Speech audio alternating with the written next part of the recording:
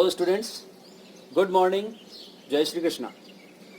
Class 12, English medium, all students. Chapter Vector. अभी तक हमने लेक्चर 1, 2 और 3 कंप्लीट किए हैं. आज लेक्चर नंबर 4 है और इसे स्टार्ट करते हैं. आज का जो हमारा टॉपिक रहेगा वो रहेगा सेक्शन फॉर्मूला.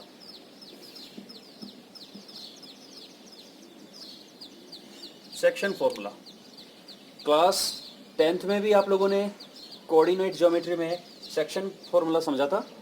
कुछ वैसा ही फॉर्मूला जो है हम यहाँ वेक्टर में आज पढ़ने वाले हैं. देखिए, मान लेते हैं ये एक लाइन सेगमेंट है और इस लाइन सेगमेंट की दोनों एंड पॉइंट है, पॉइंट ए, पॉइंट बी. ठीक है बच्चों, स्पेस में कोई भी पॉइंट होगा तो उस पॉइंट के करस्पॉन्डिंग क्या होगा, पोजीशन वेक्टर होगा. और वो पोजीशन वेक्टर एक ऐसा वेक्टर होगा जिसका इनिशियल पॉइंट ओरिजिन पॉइंट होगा. तो मान लेते हैं कि पॉइंट ए का position vector origin point A से ओ ए है और ओरिजिन पॉइंट से ओ बी पॉइंट बी का पोजीशन वेक्टर है. तो ये तो हमारा ओ ए वेक्टर है, ओ ए वेक्टर जिसे हम स्मॉल ए कह देते हैं अभी, स्मॉल ए वेक्टर. ये actually position vector of point A है.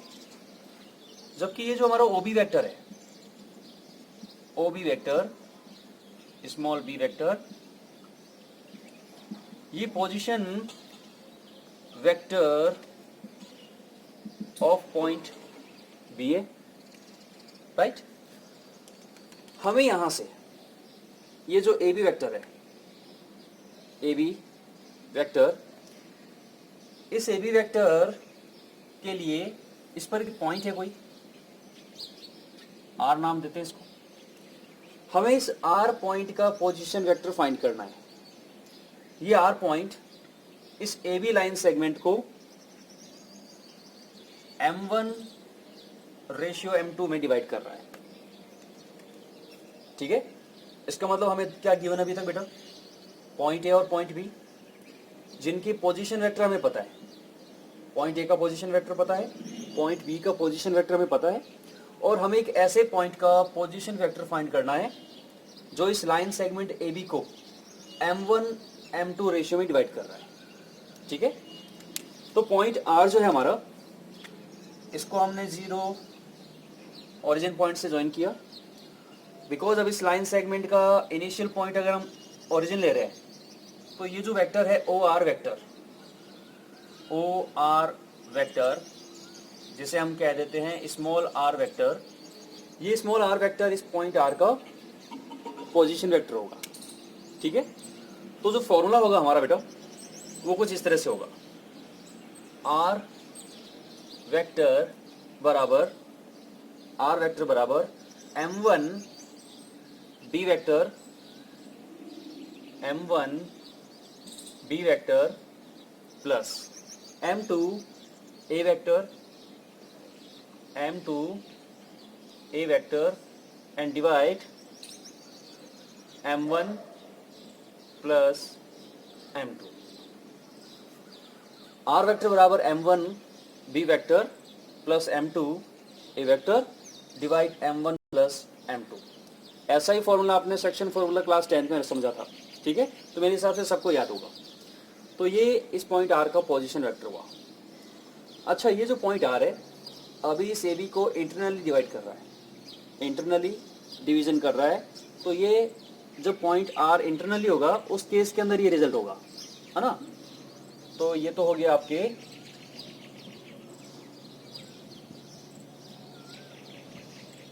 Internal division.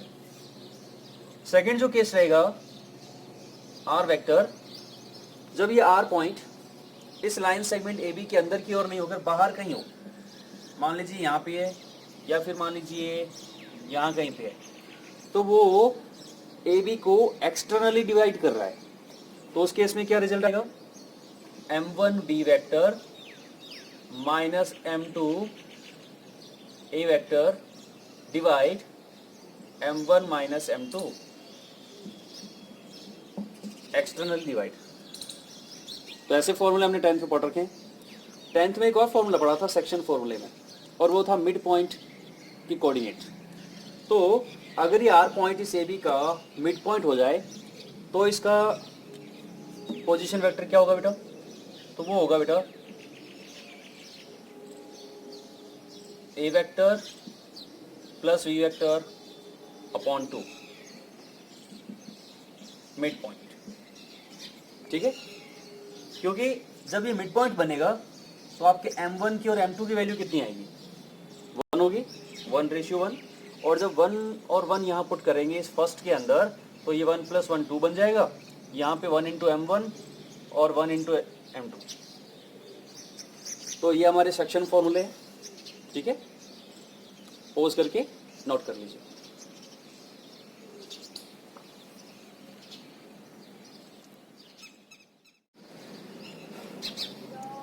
बच्चों सेक्शन फॉर्मूला से रिलेटेड एक हम क्वेश्चन ले लेते हैं ताकि इसका कॉन्सेप्ट जो है हमारा क्लियर हो। एक लाइन सेगमेंट है हमारा PQ, और क्वेश्चंस के अकॉर्डिंग ओपी वेक्टर आपको दे रखा है 3a vector minus 2b vector. OP vector से समझ में आता है कि इसका ओरिजिन पॉइंट O जो है ये इसका इनिशियल पॉइंट है। इसका मतलब ओपी वेक्टर जो है वो इस P पॉइंट का पोजीशन वेक्टर है। तो ये लीजिए ओपी वेक्टर जो हमें गिवन है 3a vector minus 2b vector है, ये ओरिजिन पॉइंट है। और OQ vector a vector plus b vector है,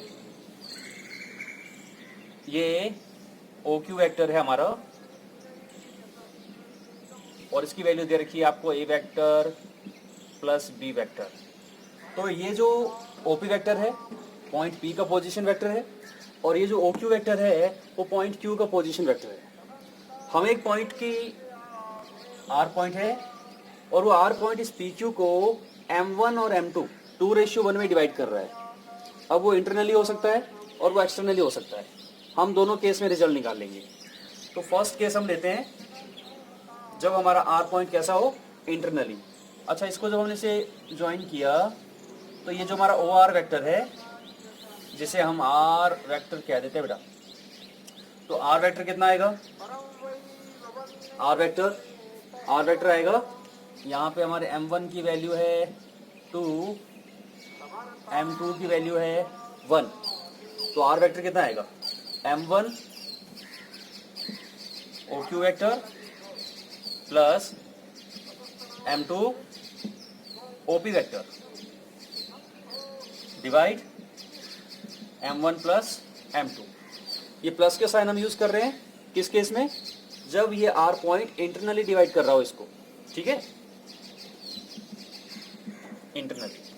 तो R वेक्टर की वैल्यू देखिए M1 2 OQ vector A plus vector B, M2 1 OP 3a vector minus 2b vector divide 2 + 1। Solve कीजिए। 2a vector plus 3a vector कितना हो जाएगा? 5a vector. Okay, 2b vector और minus की 2b वेक्टर कैंसिल आउट हो जाएगा and divide 3। तो ये जो रिजल्ट आ रहा है 5a वेक्टर अपॉन 3, ये इस R वेक्टर का R पॉइंट का पोजीशन वेक्टर होगा जब ये R इंटरनली से भी PQ लाइन सेगमेंट को डिवाइड करेगा। सेकंड केस है हमारा R वेक्टर बराबर जब ये R एक्सटर्नली इसको डिवाइड करेगा, उस केस में क्या फॉर्मूला बनेगा? M1 OQ minus M2 OP upon M1 minus M2। Values रखिए 2a plus b minus 1 3a minus 2b divide 2 minus 1। ठीक है, तो कितना आएगा? 2a वेक्टर माइनस के 3a वेक्टर माइनस का a vector 2b vector minus minus plus के 2b vector 2b vector और 2b वेक्टर प्लस के 4b वेक्टर डिवाइड बाई 2 1। तो ये आपका आ रहा है 4b vector minus a vector. ठीक है, तो ये जो रिजल्ट आ रहा था हमारा फर्स्ट, ये इंटरनली डिवाइड पे आ रहा था, और ये जो रिजल्ट आ रहा है ये हमारा एक्सटर्नली डिवाइड पे आ रहा है। ठीक है, और इसका जो तीसरा पार्ट है ये आप लोगों के लिए होमवर्क रहेगा बेटा, कि जब ये आर पॉइंट कैसा हो जाए, मिड पॉइंट, है ना, when R is mid point, जब ये आर पॉइंट पी क्यू का मिड पॉइंट होगा, उस केस में आर पॉइंट का पोजीशन वेक्टर आपको फाइंड करके और कमेंट बॉक्स में नोट करना है। ठीक है, पोज करके नोट कीजिए।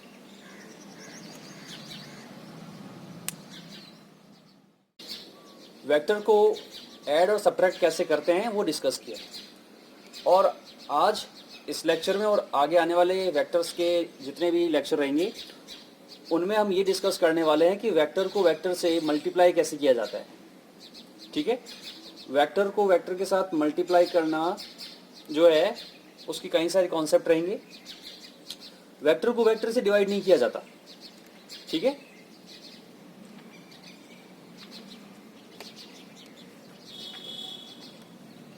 तो देखिए बेटा, टॉपिक रहेगा हमारा प्रोडक्ट ऑफ वेक्टर्स। कैसे वेक्टर को वेक्टर से मल्टीप्लाई किया जाता है वो आज हम सीखने वाले हैं, यहाँ से शुरू करने वाले हैं। तो प्रोडक्ट ऑफ वेक्टर्स जो है, हम क्लास 12 का जो हमारा सिलेबस है इसमें एक तो हम ये सीखने वाले हैं कि दो वेक्टर को कैसे मल्टीप्लाई किया जाता है ना, प्रोडक्ट ऑफ टू वेक्टर्स। और इसके बाद हम सीखने वाले हैं प्रोडक्ट ऑफ थ्री वेक्टर्स। ठीक है, नंबर ऑफ वेक्टर 2 तो उनका मल्टीप्लाई कैसे होगा, और नंबर ऑफ वेक्टर अगर 3 है तो उनका मल्टीप्लाई कैसे होगा। इसके बाद ये जो प्रोडक्ट ऑफ टू वेक्टर है बेटा, इसके रिजल्ट के हिसाब से इसको भी दो पार्ट में डिवाइड किया गया है। अगर दो वेक्टर का मल्टीप्लाई करने से हमें एक स्केलर क्वांटिटी मिल रही है, ठीक है, तो उसको हम कहेंगे स्केलर प्रोडक्ट, और इसी का एक और नाम है डॉट प्रोडक्ट। ठीक है, और अगर अच्छा ये कब होगा, ये स्केलर प्रोडक्ट कब होगा, जब हमारा रिजल्ट कैसा मिले, स्केलर। आपने वेक्टर को वेक्टर से मल्टीप्लाई किया और रिजल्ट में हमें एक स्केलर नंबर मिल रहा है कोई, ठीक है, तो उसे हम कहेंगे स्केलर प्रोडक्ट। और अगर हमारा रिजल्ट कैसा आए, एक वेक्टर क्वांटिटी आ जाए, तो उसे हम कहेंगे वेक्टर प्रोडक्ट।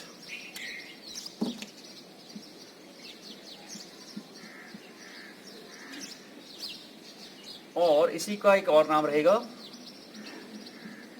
Cross product. ठीक है, तो आज के लेक्चर में हम शुरू करने वाले हैं स्केलर प्रोडक्ट, इसके बाद हम डिस्कस करेंगे वेक्टर प्रोडक्ट, और उसके बाद फर्दर जो भी हमारे लेक्चर आएंगे उसमें हम डिस्कस करेंगे प्रोडक्ट ऑफ थ्री वेक्टर्स। ठीक है, तो ये जो प्रोडक्ट ऑफ थ्री वेक्टर्स है इसमें भी आपको स्केलर और वेक्टर दो डिफरेंट टाइप के प्रोडक्ट्स मिलेंगे। ठीक है, तो आज का जो हमारा टॉपिक रहेगा वो रहने वाला है scalar product of two vectors. ठीक है,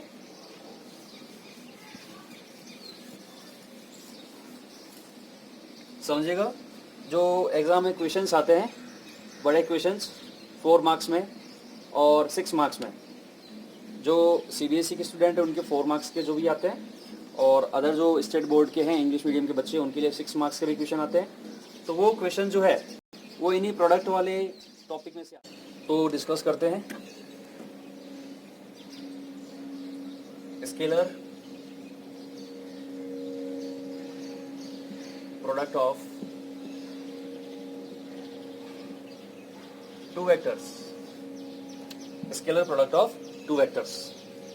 तो बेटा मान लेते हैं 2 वेक्टर है हमारे, ये फर्स्ट हमारा वेक्टर है वेक्टर ए, और एक सेकंड वेक्टर है हमारा वेक्टर बी, वेक्टर बी। और इन वेक्टर के बीच का जो एंगल है वो थीटा है। अब यहाँ पे ये दिमाग में आता है कि यहाँ हमने जो दोनों वेक्टर लिए हैं ये को इनिशियल वेक्टर है, इन दोनों वेक्टर का इनिशियल पॉइंट सेम है, राइट। तो ऐसे वेक्टर जो को इनिशियल नहीं हो, ऐसे वेक्टर जो को इनिशियल वेक्टर नहीं हो, उनके लिए क्या किया जा सकता है? तो मान लेते 2 वेक्टर थे हमारे, वेक्टर ए था ये हमारा, और ये कहीं दूर एक वेक्टर बी था। तो हमने फ्री वेक्टर का कॉन्सेप्ट समझा है बच्चों। किसी भी वेक्टर को उसके पैरेलल स्पेस में कहीं पर भी आप मूव करवा सकते हो। तो अगर हम यहाँ इस वेक्टर बी को यहाँ से इसके पैरेलल कहीं पर भी लेके जाएं, तो इसी के पैरेलल हम यहाँ ले जा सकते हैं पैरेलल। तो इस तरीके से जो ये एंगल थीटा होगा ये वेक्टर के इनिशियल पॉइंट या फिर उनके टर्मिनल पॉइंट के बीच का एंगल होगा, ठीक है। और अगर वेक्टर इस तरीके से दूर दूर हो तो फ्री वेक्टर के कॉन्सेप्ट से हम उनको ले आएंगे पास में। तो 2 ऐसे वेक्टर है हमारे पास, वेक्टर ए और वेक्टर बी, जिनके बीच का एंगल जो है थीटा है। यहाँ इस थीटा से रिलेटेड एक बात भी ध्यान रख लो कि इनके बीच का जो एंगल थीटा है, इस थीटा की वैल्यू 0 और ग्रेटर देन 0 एंड इक्वल और लेस देन पाई होती है, ठीक है। तो 2 वेक्टर के बीच का जो एंगल आएगा थीटा, उस थीटा की वैल्यू 0 हो सकती है, 0 से बड़ी कुछ भी हो सकती है, लेकिन मैक्सिमम पाई हो सकती है, ठीक है, 180 डिग्री, उससे ज़्यादा नहीं ले सकते, ठीक है। तो देखिए स्केलर प्रोडक्ट की बात करते हैं। Vector A dot vector B, ये जो हमने इस फॉर्म में इसको लिखा है vector A dot vector B, ये हमारा स्केलर प्रोडक्ट का रिप्रेजेंटेशन है। और इसीलिए हमने इस स्केलर प्रोडक्ट को एक और नाम दिया था, और वो नाम था डॉट प्रोडक्ट, डॉट प्रोडक्ट है ना, vector A dot vector B. और इसका जो रिजल्ट आएगा वेक्टर ए का मैग्नीट्यूड मल्टीप्लाई वेक्टर बी का magnitude multiply cos of theta. ये जो रिजल्ट है ये स्केलर प्रोडक्ट है बेटा। अगर वेक्टर ए और वेक्टर बी का हम डॉट प्रोडक्ट कर रहे हैं तो उसका रिजल्ट आएगा फर्स्ट वेक्टर का मैग्नीट्यूड मल्टीप्लाई सेकंड वेक्टर का मैग्नीट्यूड मल्टीप्लाई जो उनके बीच का एंगल थीटा है, उस थीटा का हमें कॉस लेना है, ठीक है। तो ये सिंपल सा कॉन्सेप्ट है। अगर हम इस पे एक छोटा सा क्वेश्चन ले लें, ठीक है, एंड आपको अगर ये गिवन है कि वेक्टर ए का जो मैग्नीट्यूड है, वेक्टर ए का मैग्नीट्यूड वो 4 है, वेक्टर बी का मैग्नीट्यूड 5 है, एंड उनके बीच का जो एंगल है थीटा वो 60 डिग्री है, ठीक है। देन फाइंड ए वेक्टर डॉट बी वेक्टर, ये हमारा क्वेश्चन है। इस कॉन्सेप्ट को समझने के लिए हमने लिया है कि आपको 2 वेक्टर के मैग्नीट्यूड पता है। अच्छा, मैग्नीट्यूड निकाला कैसे जाता है ये भी आपको पता है, ये हम ऑलरेडी डिस्कस कर चुके हैं, है ना। मान लेते हैं हमारा वेक्टर ए जो है 2i cap plus 3j cap ये हमारा वेक्टर है। तो इस वेक्टर का मैग्नीट्यूड कैसे निकलेगा? इस वेक्टर का मैग्नीट्यूड निकलेगा रूट आई का जो कोफिशिएंट है उसका स्क्वायर, जे का जो कोफिशिएंट है उसका स्क्वायर, है ना, और मान लेते हैं साथ में के है, तो के का कोफिशिएंट का स्क्वायर। क्या रिजल्ट आएगा? रूट 2 स्क्वायर 4, 3 स्क्वायर 9, के 1 स्क्वायर 1, 10 14। तो ये जो रूट 14 है वो इस वेक्टर ए का मैग्नीट्यूड है। तो अगर क्वेश्चन में आपको डायरेक्ट मैग्नीट्यूड नहीं देकर वेक्टर्स दे दे कंपोनेंट फॉर्म में, तब भी हम उनका मैग्नीट्यूड निकाल सकते हैं इस तरीके से। तो इस क्वेश्चन का जो हम सॉल्व करेंगे, तो vector A dot vector B कितना होता है? फर्स्ट का मैग्नीट्यूड मल्टीप्लाई सेकेंड का magnitude multiply cos theta. Value रख दीजिए 4 multiply 5 multiply cos of 60 degree, 20 multiply cos 60 कितना होता है बेटा? 1/2, 10 यूनिट। ये आंसर आएगा। ठीक है, देखिए इसको स्केलर प्रोडक्ट क्यों कहा जा रहा है? क्योंकि किसी भी वेक्टर का मैग्नीट्यूड एक कांस्टेंट नंबर होता है, स्केलर क्वांटिटी होती है, ये भी स्केलर क्वांटिटी है, और कॉस थीटा भी एक स्केलर क्वांटिटी है। और तीनों स्केलर क्वांटिटी का जब मल्टीप्लाई करेंगे तो एक हमें स्केलर नंबर मिलेगा। ठीक है, यानी रिजल्ट कैसा आ रहा है इसका? इसका रिजल्ट एक स्केलर नंबर आ रहा है, और इसी वजह से इसको हम कह रहे हैं scalar product of two vectors. ठीक है, और इन वेक्टर के बीच में डॉट लगा रखा है हमने, और इसीलिए इसका एक नाम था डॉट प्रोडक्ट। ठीक है, पोज करके इसको नोट कीजिएगा।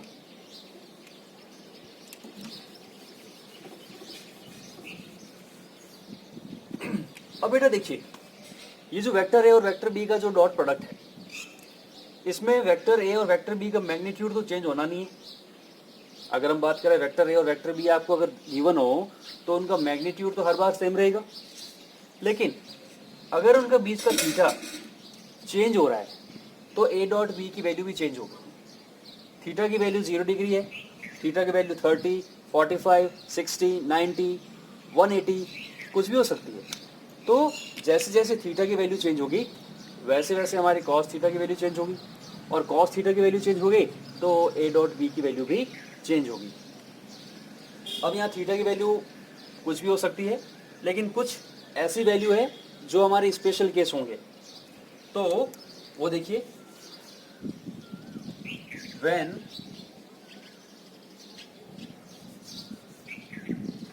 थीटा की जो वैल्यू है बेटा, ये थीटा की वैल्यू जब हमारी 0 डिग्री होगी, कितनी होगी?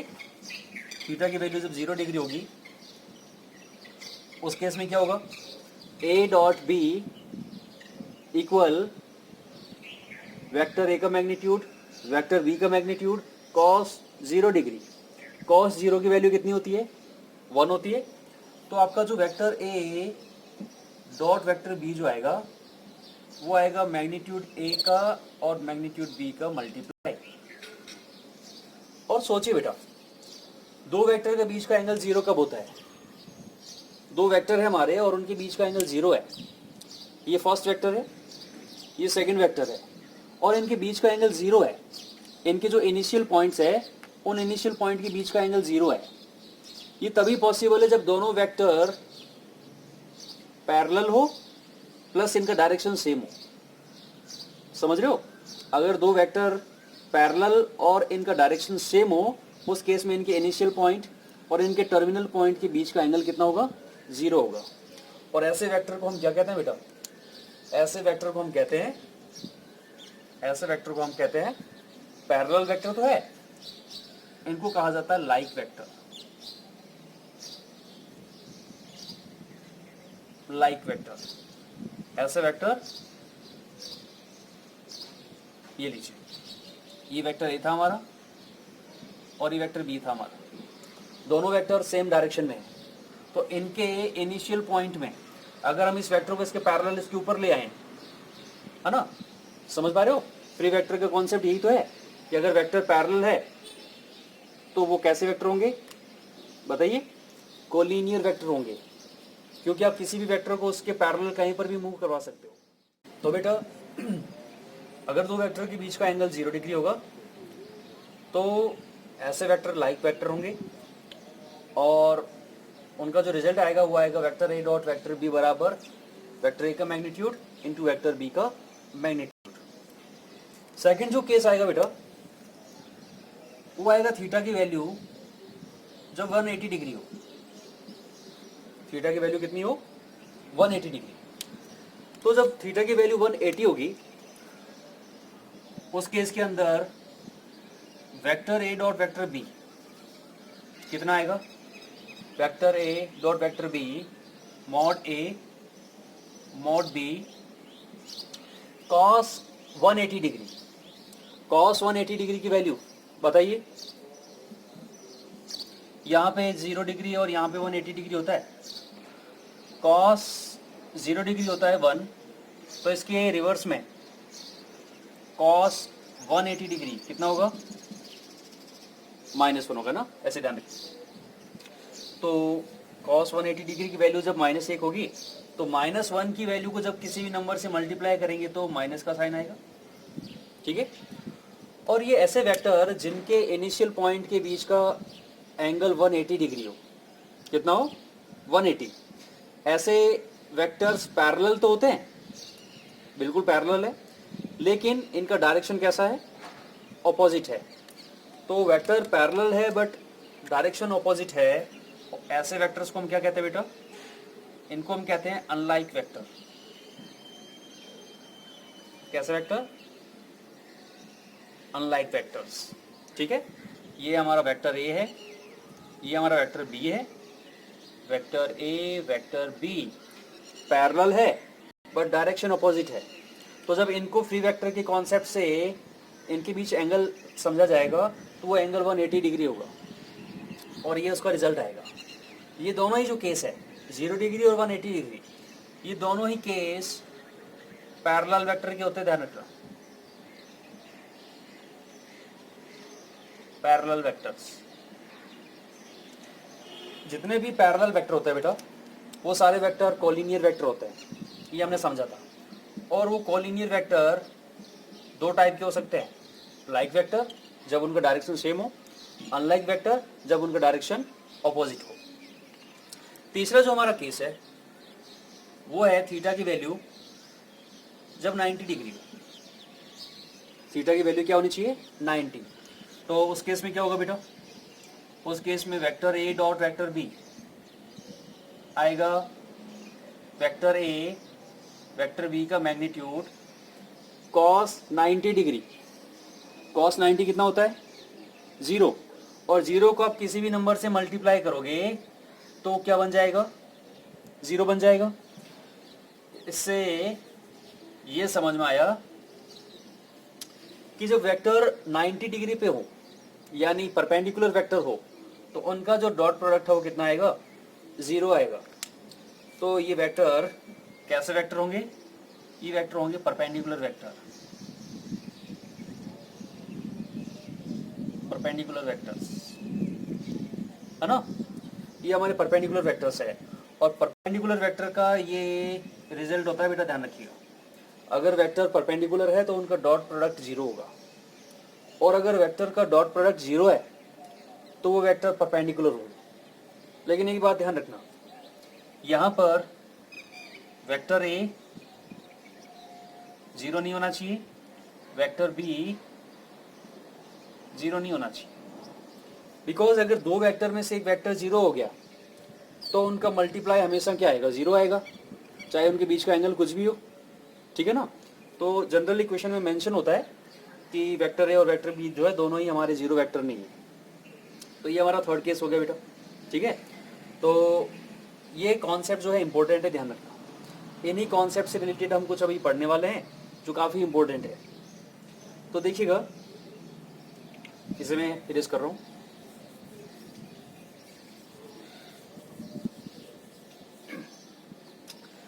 तो बेटा देखिए, अगर हम बात करें हमारे डायरेक्शन की बात करें तो हमारी 3 डायरेक्शन हो गई। X axis, Y axis, Z axis. और इन एक्सिस के अलोंग जो हमारी डायरेक्शन होती है, उस डायरेक्शन को रिप्रेजेंट करने वाले यूनिट वेक्टर होते हैं आई कैप, जे कैप, के कैप।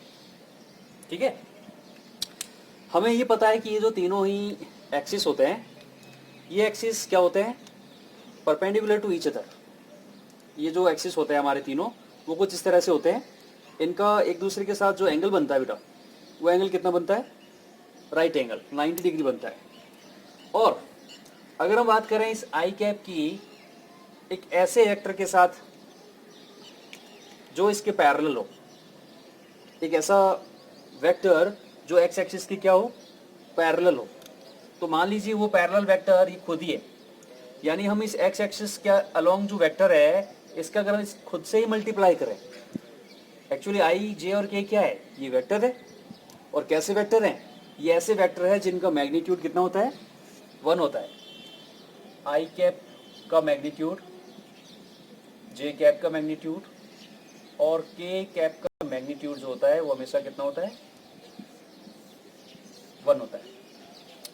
तो अगर हम बात करें इस फर्स्ट केस को समझने की, तो अगर मैं आई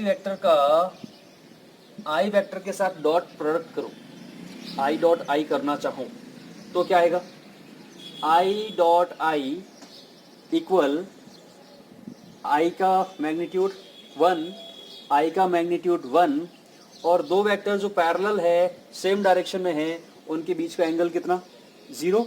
तो cos 0 कितना होता है, 1। 1 इंटू 1 इंटू 1, 1 आएगा। तो यहाँ से हमें रिजल्ट मिलेगा बेटा कि I dot I, similarly J dot J और सिमिलरली के डॉट के हमेशा 1 होता है। क्या होता है, 1। ये रिजल्ट हमारे काम आने वाले, आगे ध्यान रखना, तो ये ध्यान रखिएगा, I dot I, J dot J, के डॉट के 1 होता है। दूसरा, अगर हम आई डॉट जे करें, जे डॉट के करें या के डॉट आई करें, उस केस में क्या होगा देखिए, अगर हम बात करें आई डॉट जे की, तो देखिए आई और जे जो होता है ना, इनके बीच का एंगल 90 डिग्री होता है, और cos 90 कितना होता है, 0। और हम ये भी डिसीजन ले चुके हैं यहाँ पे, और डिस्कस भी कर चुके हैं कि अगर दो वेक्टर परपेंडिकुलर है जिनके बीच का एंगल 90 डिग्री हो, ऐसे वेक्टर का डॉट प्रोडक्ट कितना होता है, 0 होता है। तो आई और जे और के और आई, ये सारे परपेंडिकुलर होते हैं। तो आई डॉट जे की वैल्यू, जे डॉट के की वैल्यू और के डॉट आई की वैल्यू, ये हमेशा क्या मिलने वाली है, ये वैल्यू हमेशा अपने को 0 मिलने वाली है। तो ये हमारा एक और रिजल्ट है जो कि इंपॉर्टेंट है बेटा, ध्यान रखिए। I dot I, J dot Z और के डॉट के 1, I dot J, J dot के या के डॉट आई 0।